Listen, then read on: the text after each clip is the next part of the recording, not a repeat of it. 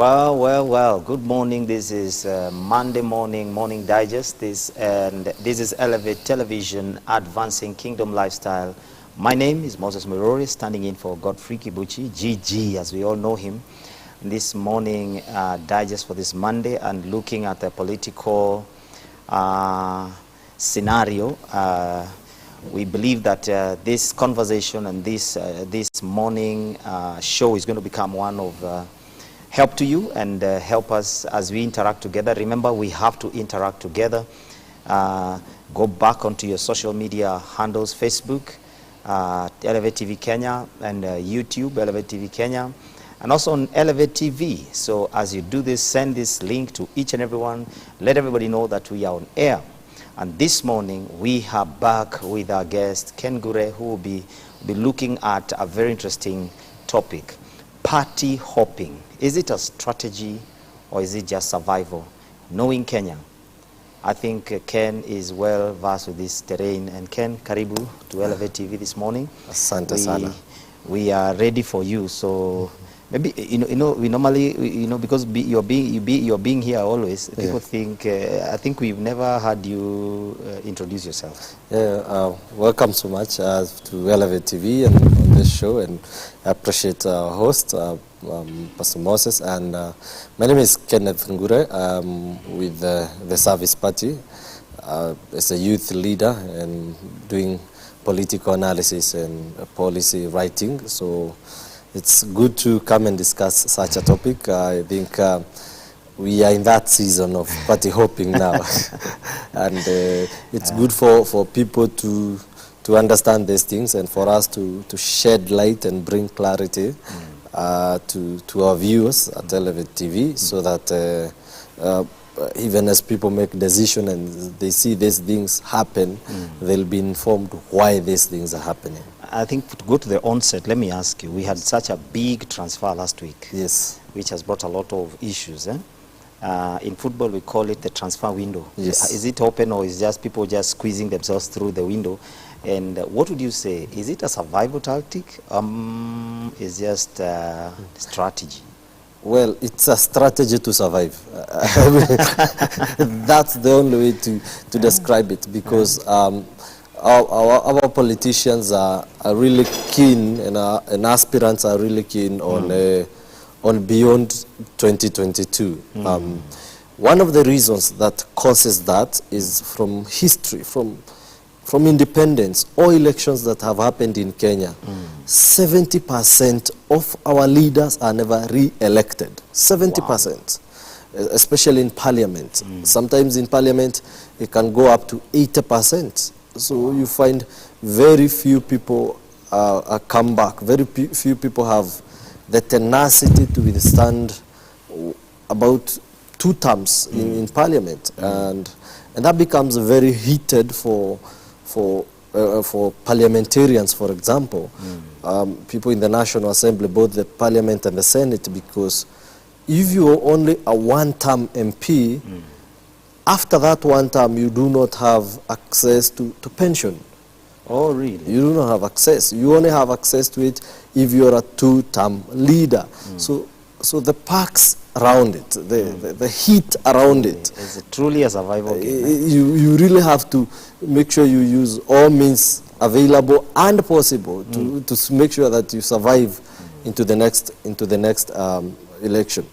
However, party hopping is usually motivated by the mood on the ground. I was just about to ask you that, because the main reason for our last signing, or the last movement, I'm sorry to use "our" because I remain non-partisan. Absolutely. Is the reason that was given was that the people have asked me to. Yes, I agree. The governor of Kirinyaga made that move, saying that the people have asked her to do it. Looking at the local politics and the mood on the ground, you have to understanding the dynamic of local politics in Kirinyaga and the mood on the ground. It was necessary for her move to that, from the Jubilee side to the UDA side. Number two, looking at also the shakiness of the Jubilee Party as of now. It never seems that it can deliver anything meaningful beyond 2022. Wow. So she had to jump ship into the other side. Not that it's rosy on the other side. She'll have to also go through nominations and party primaries. However, the mood on the ground necessitated her action. So anytime a politician is hoping, there are reasons. Well, there'll be the mood on the ground. That's one of the reasons we'll look at. We'll look at local dynamics. However, the other question is always about timing. The timing is... Was the move timely? Was the move well calculated? How long will the wave of the move stay? Yeah. Because Kenyan politics ride on waves. Yes. You know, a wave will come, and it's like she created a huge wave. Every media house covered her. Every person spoke about it. It was on the lips of every voter in her own region. Yes. But for how long? Yes. So sometimes as people think about hopping from party to party, they'll need to consider, I'll move, I'll create a wave, but is the wave sustainable? And will the wave translate into votes, actual votes? Actual votes. Yeah. The question is, like you say, the wave, and the drama that created. Yes, yes. On the ground, how how is support on the ground? How is the ground responsive to her? Let's use her as a case in place. How is the ground responsive? Noting she is also competing against a very, very, very energetic opponent, yes, who is very much on the ground, morning to morning, who has, I think, also the financial muscle, and also she is likable. Yeah, I would say so. We as TSP have been looking at that matrix in Kirinyaga, and we also have our candidates down there. And I will tell you that the current governor of Kirinyaga had her support waning too much in terms of popularity, ratings, and the ground shifting away from her, the rise of very strong opponents, and the fragmentation of voting patterns, yes, and the shift of voter, of what I would call voter psychology in Kirinyaga. So she shifted to that side to ensure that she raises her stakes, and her stakes don't drop down further, because sometimes as an incumbent, you can find yourself even becoming number 3, 4, and you're the one on the seat. And we saw that last election in Kitui County, where the incumbent governor of Kitui 2013 to 2017 was number 3 in 2017. Such things happen where you're on the seat and things are changing so fast, so you have to make certain moves to seem like you're making sure that your political boat doesn't capsize. So I think that was her thought in terms of moving. But also being a great supporter, yes, and a great, when you look at parties, yes, a party is not just a name, it's the people inside. Absolutely. And her presence in the Jubilee Party was quite a statement. Yes. Being that, first of all, she's a governor, and she holds, okay, she may not be an official, but her presence in the party also meant a lot. Yes. So what does that mean to the party in the region? To Jubilee Party, that means it's a huge loss. It's a huge loss to them, losing one of their most vocal supporters, a person they looked up to, her networks, her net worth, and her influence in the party. So that means Jubilee Party is going the way of PNU, the way of NAC. What is that way? What that way means is when a party forms government, and after forming government, they are never able to rise again. Look at 2002. the NAC, the coalition comes in, very strong, sweeps KANU off its feet, forms government. 2002. By the time we are reaching 2007, NAC is nowhere to be had. You now have PNU. PNU comes in, Kibaki rides on it, leads the nation, 2007 and to 2013. By the time we are hitting 2013, PNU is so weak. It's nowhere to be had. You have now, with TNA and URP here leading the nation. So Jubilee Party, as it is now, seems to be walking towards that direction of never being able to survive cycles of elections, those 5-year cycle from one cycle to one cycle. The parties that have, sometimes you find that, and the same thing happened to KANU. KANU before 2002 used to have over 100 members of parliament. Right now they do 10, maximum of 12, 13 there. So where you find parties are not able to survive cycles of politics, they are not able to adapt to change, they are not able to rebrand or re-engineer themselves, that after taking government they are also able to have strong ideologies that identify with the people who come. Because every 5 years you have too many young people coming on board, so you have to readjust your sails as a political party so that you can ride on the waves of the young people who are coming in. Just like you've just said, how are political parties prepared? Because currently what we are seeing is just the old guard. I mean, who are the new young people that have come in to bring vibrancy into these political parties that we can mention? Because for me, I don't see any. I would say, you see, there are about 75... And don't say you. Yes, there are about 75 political parties. Why not should I say, why shouldn't I say me? You're a good of course, there are about 75 political parties. And one of the things political parties must do to ensure that they live beyond their time is to create room for young persons to come in. I have seen this election, the largest number of people going for MCA seats are young persons, members of parliament seats. We even have political parties that have put a cap on the age limit of people going for certain positions to reserve them to young people. I know of a party that has said if you're above 45, don't vie for MCA using that party.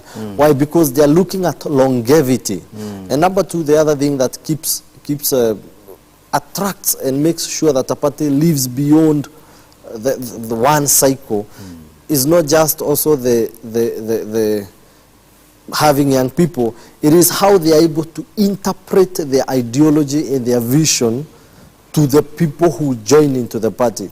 Because a longevity of a political party, there must be consistency of ideology and having it passed from one generation to the other.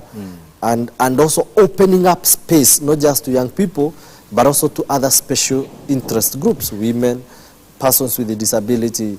I mean, so that you are able to have touched several stratas or several spheres of the society who can carry on with the work that you're doing.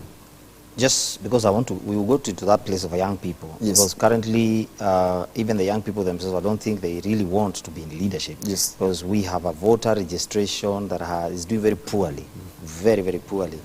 And most of them, they are showing voter apathy. Absolutely. Saying, I will not vote, but they won't change. Yeah. So I think the change they are looking for, they must be able to be told why it is important for them. Is there enough, what do you call this education to them? Civic education to enhance that, because I don't see it. The government is not doing it. In fact, it's politicians who have taken it upon themselves to encourage people to register as voters. Because right now, the greatest constituency that you must capture is unregistered. Yes, absolutely. About 5 million people. You must have strategies to bring them on board. We haven't done enough voter registration. IBC says they are not well funded to do it. I must also say that the time that IBC gave, actually the voter registration ends tomorrow, 2nd of November. Yes, tomorrow. One of the things IBC done, they gave 30 days. Previous times they've done that 90 days. 90 days. So we needed to fund IBC more and also to be able to whip Kenyans towards registering. The young people seem disenchanted with the current, with the way things are.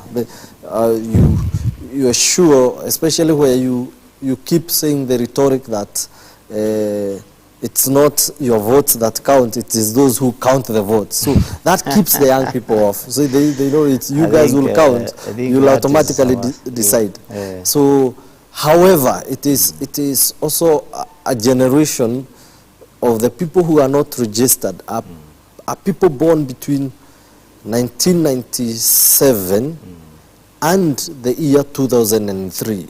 That's the largest block of people who are not registered. One, we must say that the best way to capture these people is the day they are registering for their identification card. So that a person comes with their birth certificate to register them for an ID card, and the day they are collecting their ID card, from the same point they also register as voters. So the voter registration should be something that is concurrent. Absolutely, it should be a cycle that continues over and over again. But what happens is that after the elections are done, you'll find that the voter registration is only being conducted at the constituency headquarters, which is one station per constituency. But there are many identification. So we need to really combine functions of the registry of NRB, National Registration Bureau, and activities of IBC, and probably other services like NHIF.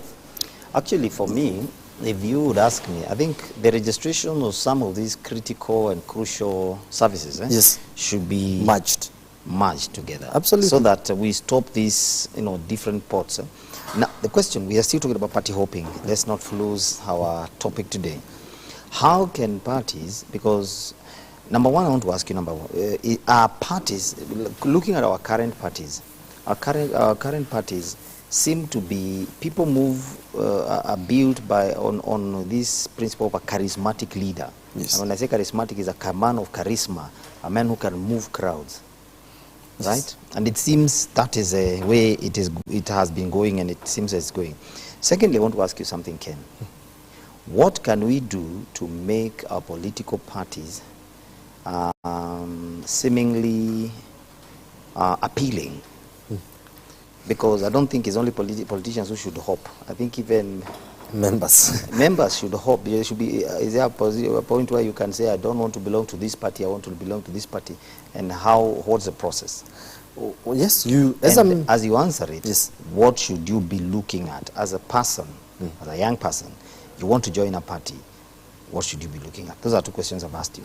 Let me start with the second question, that as a young person or a person, when you want to join a party, one of the things that you should really focus on is a common term that you hear people saying, ideology, party ideology, or I'll give you a specific example with the United States, then I come here into Kenya.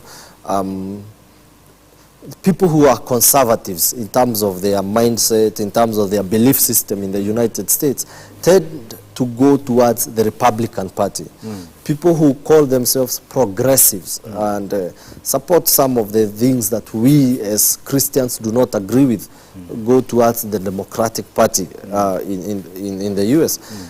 Right, coming home to Kenya, one of the real things that you really need to look at when you want to join a political party is the room given for you to express your ideas regarding this nation or the region you come from in that political party. And sometimes you find that our political parties first have a base from a certain region. You find ODM has a huge following in Nyanza. and you find another party has a huge following in Mount Kenya or another one in Coast. So it is usually good when you join a political party that can articulate issues of where you come from, first in terms of development, secondly in terms of issues that affect the nation. So your ideology as a person, the things you would like to see done in Kenya or in the region you come from, identifying and being member of a party that believes the same things as you. That is what you ought to really look at. The second question you ask is about political parties led by a charismatic leader. I think it's the same thing that has happened to also churches in the last move, where people coalesce around a very charismatic leader. However, a political party leader must be able to raise others who will take over from him even when he's no longer there, either in his own party or in other parties. For example, I would give an example of our third president, former President Mwai Kibaki. He led Democratic Party for over 20 years, 1992 to the year 2002, when about 10 years before they came into NAC and all those things. And in those 10 years, he was able to raise so many people such that even if they are no longer, some of them are no longer in that party, Democratic Party, they have their own parties. And if I look at the ideology of what they are advocating for, are the things that Mzee Kibaki stood for. Wow. Yeah, so he went beyond self. He was able to impart the youth wing he had in Democratic Party in the 90s are people now who are mature, who have political parties of their own, who are leaders in different political parties, but they still hold the same ideology that he brought them up with. The current parties, current parties that we are, that are basically in the scene, what we call the ones on the ground, Yes. and the ones that are very vocal currently. Are they looking at the future, or is just the survival of their leader? I think I would agree. There is that aspect of parties looking at the future, and we have been having many parties saying they will not fold, they will not merge. Like ourselves, we said we will not merge, we will neither fold up, but we will form coalitions with like-minded partners. And the reason we said that is because we are looking into the future. We are looking into pursuing the next 5 years, the next 10 years, the next 20 years, and being able to set up short, medium, and long-term goals. And one of the things that makes a party survive beyond that is first agreeing to start in the days of humble beginnings and consistently re-engineering itself to survive the waves that come. So I think there are a lot of baby steps in most political parties to go beyond the founders and also to survive the waves that come. Because sometimes political parties are wrecked by by waves that come into a nation, the realignment, the change of guard. So we must have a very structured and visionary leadership that helps a party to sail through those waves. Let me ask you, as we go into a break, Yes. I'll ask you a question that may help us, some thought. Yes. Is this political party hopping, now that you have very well brought out the political party internal operations, is this hopping, party hopping, is it also a way to ride on the leader, the charismatic leader's influence? Yes, yes. It's not just the charismatic leader or the regional kingpin. You're joining them to ride on them. Name. Yeah, to ride on them. And this is one of the mistakes I've seen in One Kenya Alliance, where you really assess a certain leader and you see he has no chance of becoming the next president in terms of numbers. Numerically, they don't have the mass, the numbers. However, you see the person behind them pushing them and saying, you must be on the presidential ballot. Not really because they're interested in that person being on the ballot, but they want to ride on the wave of that specific person. But as a leader, you must weigh yourself and put yourself on a scale and say, what can I be able to take? Then from there, how do we grow as a party? Yes. Wow, well said. I think to me, it's properly put. We have about, we still have a short time, but we want to go for a break. And as you go for a break, I want you to think about the matter of tribalism in the party. Could the hopping also be because of a tribe factor or because of agenda at the end of the day? So as we go for a break, we want to ask you, just keep yourself, keep on the channel, don't go away. Ensure that you share this link to your friends and to your networks. Let's engage. And I think this is a very, very interesting topic we are dealing here with Ken. And this is Elevate TV, advancing a kingdom lifestyle. See you after the break.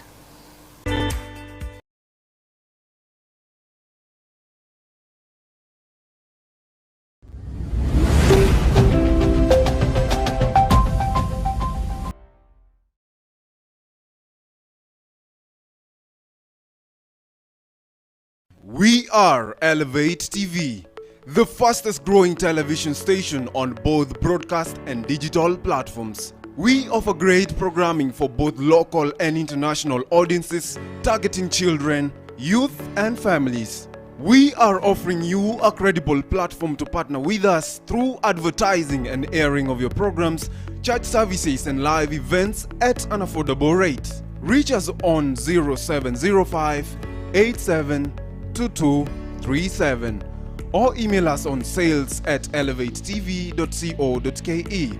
Elevate TV, advancing kingdom lifestyle.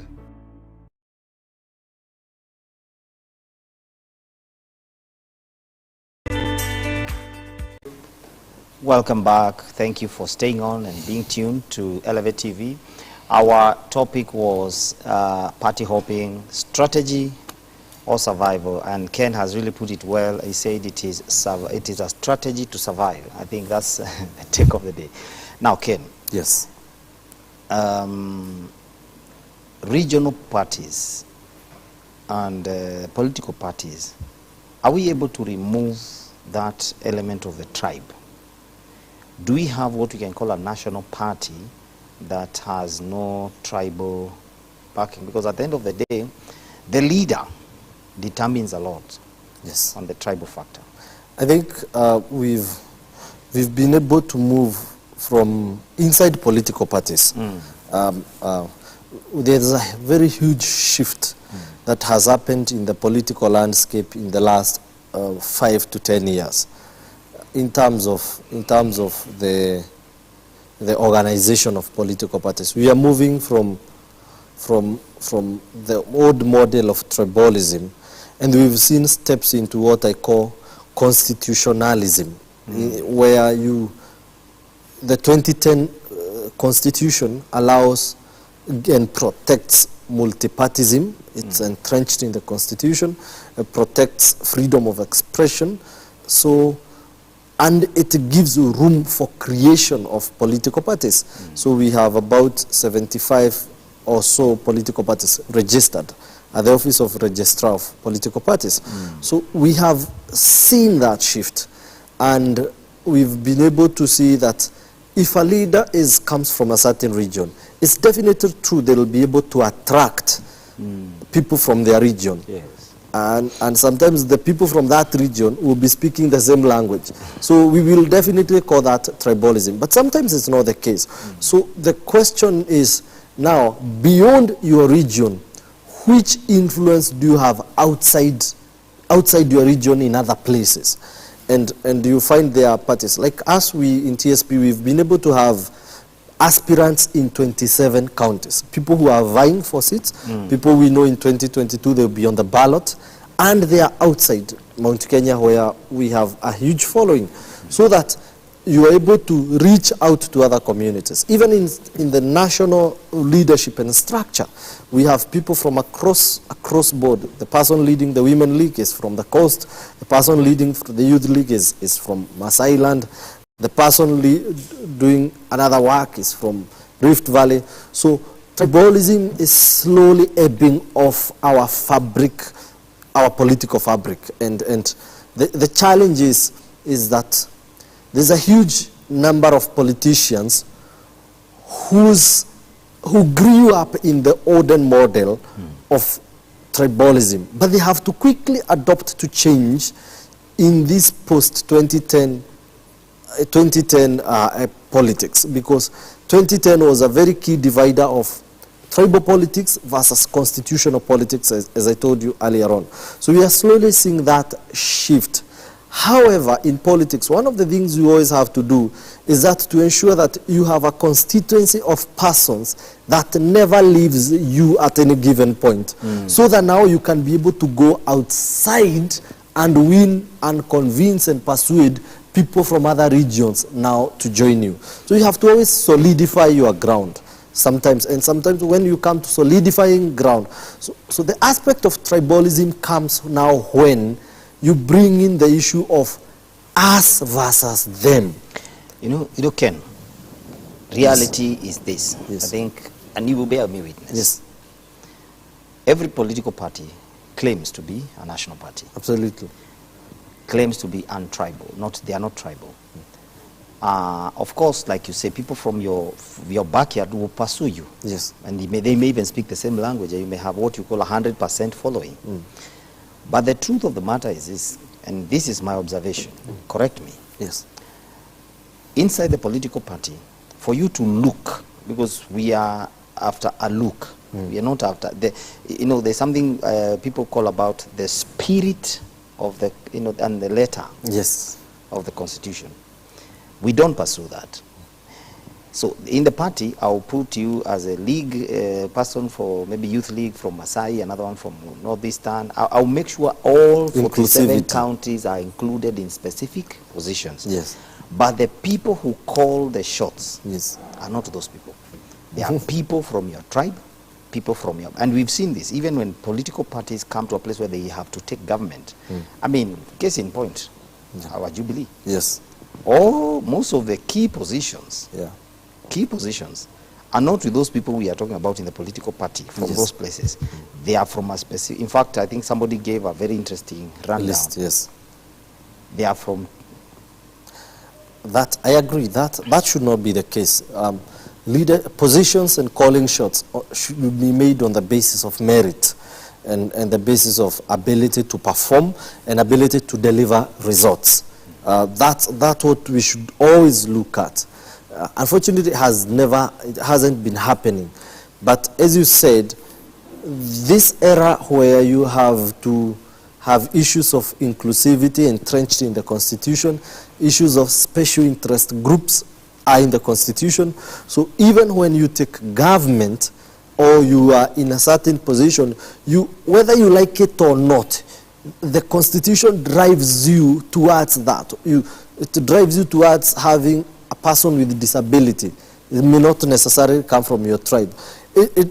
And you find that like you look at Article 77, Article 100 that defends people with disabilities, you find that it creates open and space for persons with disabilities, such that even if you come from Narok, or you come from whichever part of this country, and you're the most vocal person in matters regarding disability, now political parties will come looking for you because you represent a constituency that is defended in the Constitution and that is required by the registrar of political parties as a requirement for every political party to fulfill.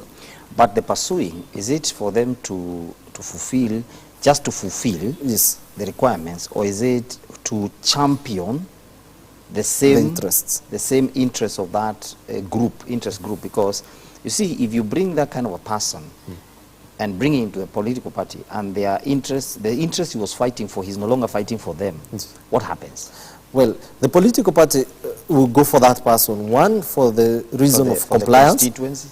For a reason of compliance, the constituency. Yes. However, it gives a platform to that person who's been given that position to air out and to speak on behalf of his constituency. So the party will comply, but will also give you a platform to reach out a wider range of persons. So I think the other thing that I have seen in Kenya that really affects political parties hopping and people shifting, when there are people who move because of fear, there are people who move because of instability in terms of their decision making and not being able to interpret the way political waves are going. Because I can tell you, between now and which is we are now about 8 months away, between now and the next election, there will be so many waves that will come.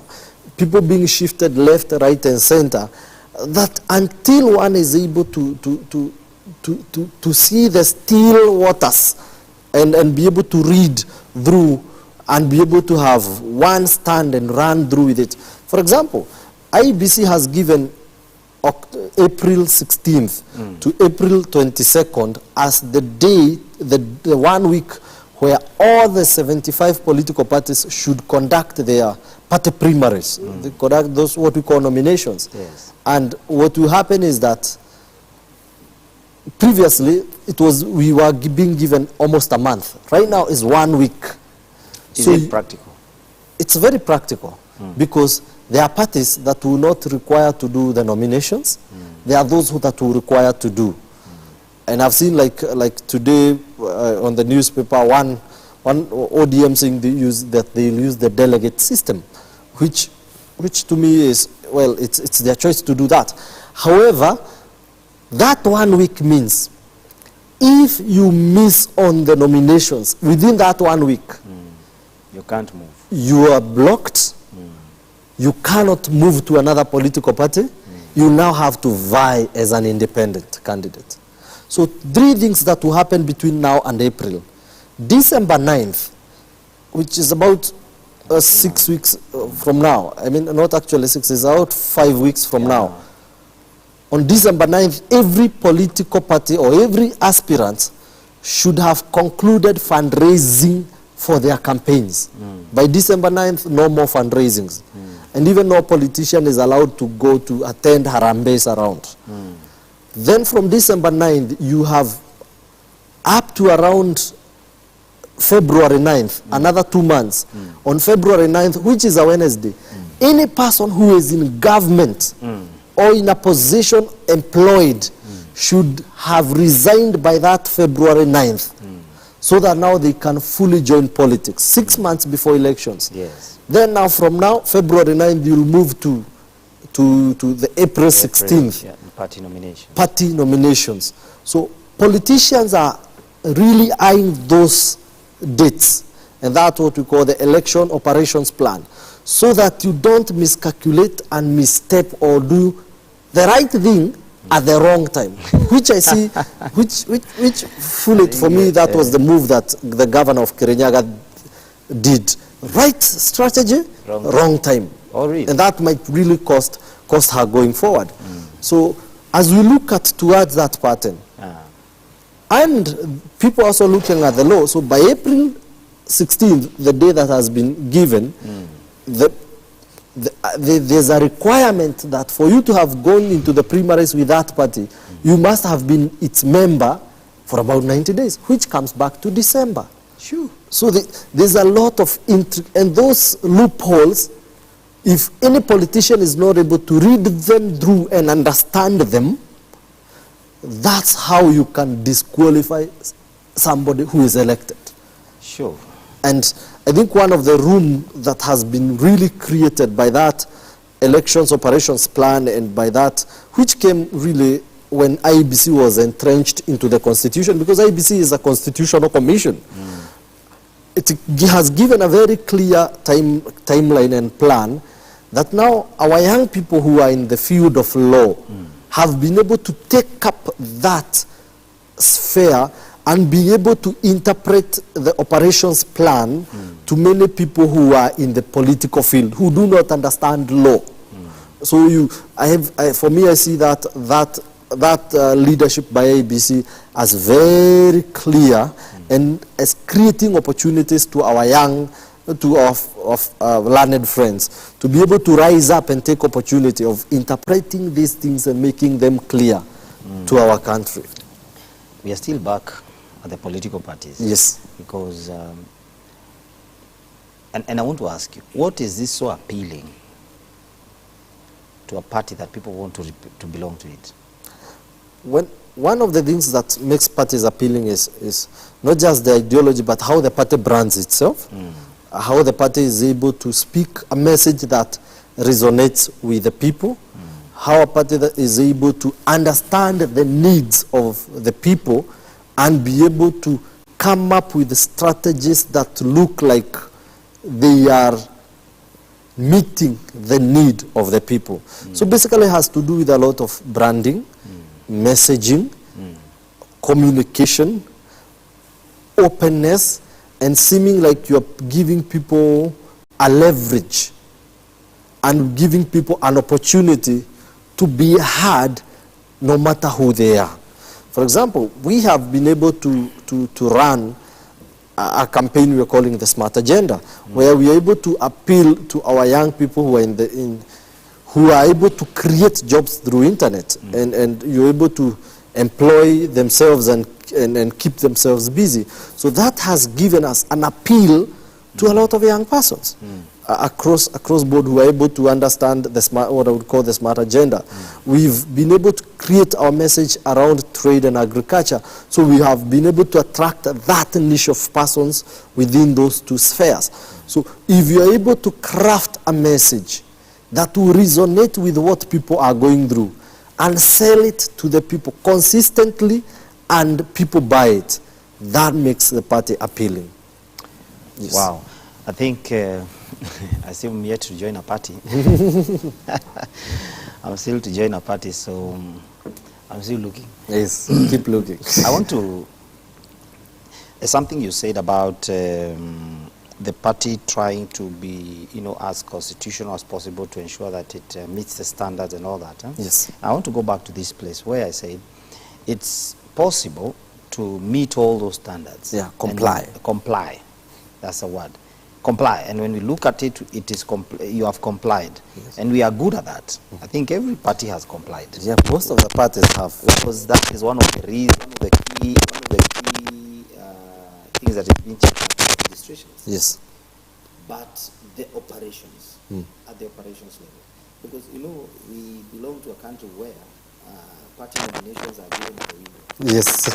And or they are not, you just hear somebody was nominated, you never know where they were. Where they'll come from, yes. And are we about to see more of that, or is there going to be change? Because the way parties are, parties, one of the things is, and we have to accept this, there are regions you cannot get elected when they are not riding on a certain vehicle. For a party to move beyond compliance into being a strong vehicle, you must have a very strong secretariat of the people now who run the office. Apart from the party leader, the people who are in charge of other activities. And one of the things I've seen is that most people tend to give these positions to women, the positions of managing the house, I would say so. And a strong secretariat guarantees a party survival and legitimacy and accuracy in its operations. You must have people who are experienced, learned, technocrats, people who have a leaning towards bureaucracy rather than just politics. People who can be able to run a system, because a political party is almost to some extent like a corporate. So must have a person who is able to run operations, and also has understanding of the strategy and the tactics of having this thing achieve its visions. So you must blend in a model of understanding strategy, tactics, and operations, and being able to make the systems of a party appealing, and so easy to flow. One of the challenges we had is, and as I told you about ODM, they've realized their mistakes, and one of the things that keeps wrecking them over and over again is how they've been conducting nominations. Up to a point now, they are shifting towards delegate system to be able to survive that wave and avoid infiltration that has always happened with a lot of parties. Yeah. We wish them well. Absolutely. I do wish them well, and it's key for me, because for me the operations aspect is very important, because at the end of the day we may comply. Absolutely. And I think this is what they call deep state. Because we may comply in the papers, we have complied. Yes. But then these are not the people who are doing the job. Yes. The job they're supposed to be doing is not, even in the parties, like you said, it's a cooperation. It's actually, you said a very interesting word, that they must, the technocrats must be a team of people that can run government. Yes. In essence, actually, it's a real government. Absolutely. It's only that they're not in power. Yes, sure. So the people calling the shots in that government then tells you are not the people who are in the seats of compliance. And is it like that in all governments? Well, it's never like that in all governments. There are governments where and there are parties where you have, in terms of resources and endowment of the persons who are therein, they don't have the people to run these things. We at our party, we are privileged to have a very strong team of diverse people in different fields, where you have people from law, you have people from communications and media, you have people from public relations, you have people from administration. We are able to bring in and form a team of brains from different aspects who are able to take the vision of the party leader and run with it. One of the things in government that you must do, and every government must always do, is that it must always bring its best brains together to craft policies and strategies, because leadership is, governments are run through policies and things like Vision 2030 being broken down into small achievable policies and strategic frameworks. So you must be able to bring technocrats together, pick the best of ideas, and make the strategists a think tank, but rather than the party leader or the politician who is in this team becomes the person who is selling the idea to the masses. Because one of the challenges of strategists and think tanks and consultants is usually the issue of communication and being able to deal with the masses. Where you find somebody so good in their career, they can develop a very good agriculture policy or a media policy that should be used in this country. However, they are not able to go out to the masses and the masses buy this thing. So we must always have a political party leader surrounded by a very able team. And this team is able to identify the vision of the leader and be able to pick it and break it into small achievable pieces and run with it. Unfortunately, you find that that most political parties are never able to attract this kind of persons. You know, I'm about to ask you, do we even know, are we able even to understand the ideologies of parties that are selling, that are coming to us? And I think that's what they're doing in the campaigns. I want to ask you a question that has, I don't want to use the word trend, but a question that should come into play. It has been spoken, say some people have come in to spoil our party, some people have come in to spoil our party. Is it just propaganda, or is it true? This party hopping and party infiltrations, are they, some of these party hoppings, are they infiltrations to wreck, to spy, and to bring down parties from within? Yes, politics is very vicious and savage. Vicious and savage and cutthroat competition. It's the lion and the antelope. Yeah. Lion and the antelope. You don't, it's like telling a hyena to take care of goats. You don't forgive your opponent. You go for their throats. Jugular. You go for the jugular and make sure you bleed them to political death. So therefore, there are people who move. They have been sent on the other side as spies to go and spy how the strategies, the plans, and share. You know, it's like a military operation where you use somebody in the enemy's camp to give you information and intelligence. So there are people who move so that they can wreak havoc of the other party and have their party remain strong. So that will happen. There are actually other don't you parties. think it's a strategy of war also? That It's you a need to know strategy what your opponent is up to, so Absolutely. that you can be able to prepare. Yes, there are also other parties that will buy more members of the opponents. So I mean, should we be surprised, or should it be said clear that parties are paying, I'm using the word moles, yes, inside other parties that to can keep that party, to keep them in check? abreast with information. Yes, that happens, and it's not a wonder. And in the politics, that is correct. Being able to know the strategies of your opponent, because you are going for the same votes. So that happens in politics across all over the globe, so that your opponent does not do something that sweeps you off your feet. So it's wow. So then it's very interesting. Yes, No wonder. I think politics is you need to come from the military to run a political outfit. Yeah, you need to also be very, what I would call, street smart. I mean, it's not just what you read in the books, but also be able to apply wisdom and intelligence and knowledge, and be able to craft strategies that will be able to outdo and outrun your opponent. And that's why you hear people saying there are no permanent enemies and there are no permanent friends on that, because it's on the basis of interest. Our interest is to form the next government. So how do we form it? Let's have information about what others are doing, and we also keep guard our information, and we go for it. So we should not be happy of every signing. Don't be happy of every person who comes.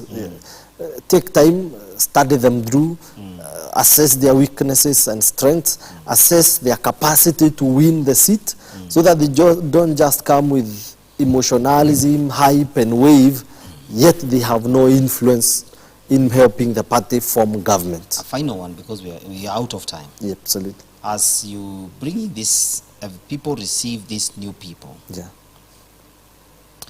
What are we looking at? Is it also the strategy of the party leader to win the votes of that region, or to win the constituents of that individual, or is it just another PR stunt? Every vote is important. So this one person who comes and this leader who defects to your party, that person has his or her own vote is important, because you're looking at 50 plus one vote. So that one vote might be the plus one. And you're also looking at this person who comes might be having even 100 people behind them. Yes. So those votes are important. You're also looking at having influence in that region where the defector comes from. And also you're bolstering your party and giving your party what I would call bragging rights, that we have been joined by so and so who has left the other side. Yet they could be them all. Absolutely. So when they come closer, there's what I would say is segregation of the information, or aggregation of the information that should be given to any person who defects to your party. Ken, I want a parting shot from you. Yes. As you look at that camera, and I want you to a parting shot that is going to touch on those who have not registered as voters. Yeah. And why they should belong to a party in one less than a minute. I think I would say, fellow Kenyans, we are finishing of tomorrow or 2nd November. We are having people who haven't registered as voters. Tomorrow is the last day. And as good Kenyans, we like the last day. We like the last minute rush. That works for us. That works for all Kenyans. And most people like the last minute rush. And we fill every corner so that we can have an opportunity to tell IEBC to extend the timing. So I would really request and ask our brothers and sisters who have not registered as voters, or even who want to transfer their votes, to go in either today or tomorrow to IEBC and to the polling stations and be able to be helped and register as voters. Your vote counts. Your vote is your voice. Your vote, and as a Christians we say that the Lord separates divisions, separates warring leaders. So it's your vote that will determine what will happen in your area, the MCA who will come in, the women rep, the senator, the governor. Please go and register. I would humbly request you to go and register. And I'll also ask you, seek to join a political party. We are open. Join us, join another party. Let your voice be heard within a system. I mean, there is nothing for us without us. Therefore, we cannot stay outside and expect change. Please join a political party. Well, I couldn't say it better than Ken has said it. There is nothing for us without us. And so you are part of the change. You must become part of the change. Go and register as a voter. And if possible, belong to a political party that can voice your concerns and you can speak through and allow that to be your vehicle. And we want to say this is Elevate Television, advancing a kingdom lifestyle, voicing the political terrain for the week. Wish you a great day. God bless you. This has been Morning Digest. And I've been Moses Muiruri with Ken. Have a wonderful day.